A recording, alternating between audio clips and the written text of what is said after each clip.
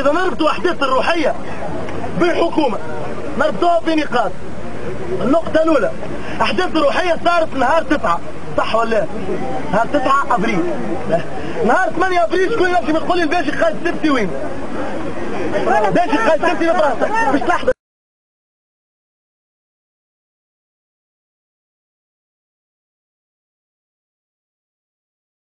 شنو يعمل؟ على شنو يفاوض؟ على فلوس. يفاوض على منحة الإرهاب اللي كان ياخذ بها بن علي. مشى غاديك رفضوا له منحة الإرهاب، قالوا له راهي هو السياسة البوليسية اللي عندكم هي اللي ترهب في العباد، ما عندكمش إرهاب.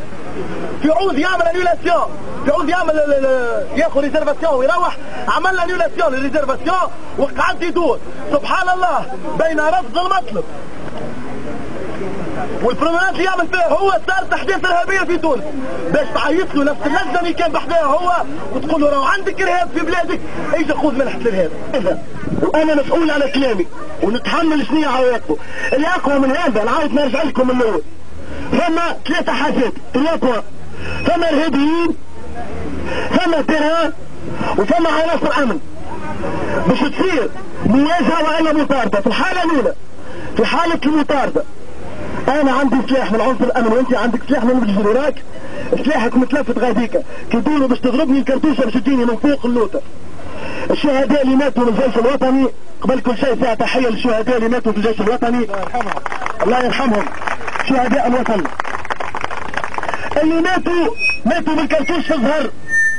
هذه في حاله مواجهه سبحان الله.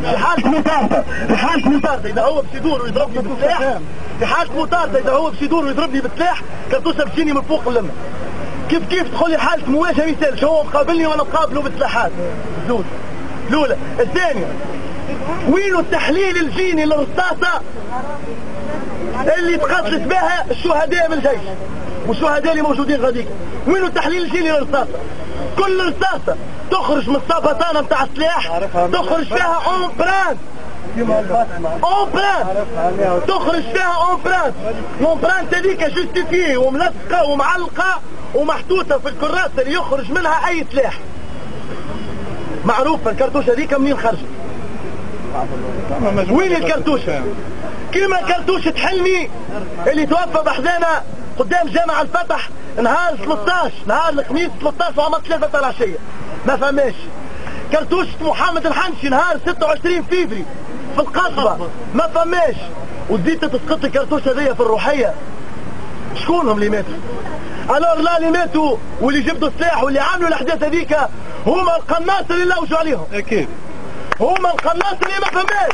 اكيد اللي قالوا ما فهماش قناصة. لا في بالك وقت اللي سامحني خويا وقت اللي فرنسا 24 France 2 تخرج بانفويي سبيسيال. Ceux que les militaires tentent de protéger. Ils font partie de la garde présidentielle, des hommes sous les ordres directs de Ben Ali. Nous profitons de la confusion pour nous glisser dans la cour du bâtiment. 2 secondes qui vont nous permettre de saisir une image. S'il vous plaît, non, s'il vous plaît, il est strictement interdit. Ok. Cet homme porte 2 armes.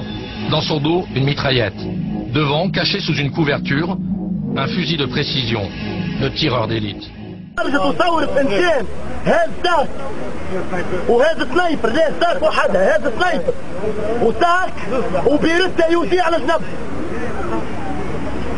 ولابس كاغول قامع الفوق وحاب دور على كتفه. شنو ينجم يكون غير قناص؟ شنو ينجم يكون؟ وقت اللي تجيب لي تصويره نتاع شخص باينه تعيط يا بابا يا راني مركبه بالفوتوشوب. السيد مريول بينا 20 سنة في 20 سنة ما بدلش المريول نفس 16 فرني في المريول هما اللي ماتوا من غير لحية. انا الهرب من غير لحية ايش معناه؟ معناه الاخر يضربوا فيه بكرتوشه وجابت لا يسلت فيها بالحق شيء يوقف المخ معناها اللي ضربوه به منين جبت اسمه السيد هذاك؟ هما 3 قالوا 3 واحد هرب و2 ماتوا. قلت له منا بعد برب يا صاحبي قوم لحظة اعطيني اسم الهرب وارجع ارقص.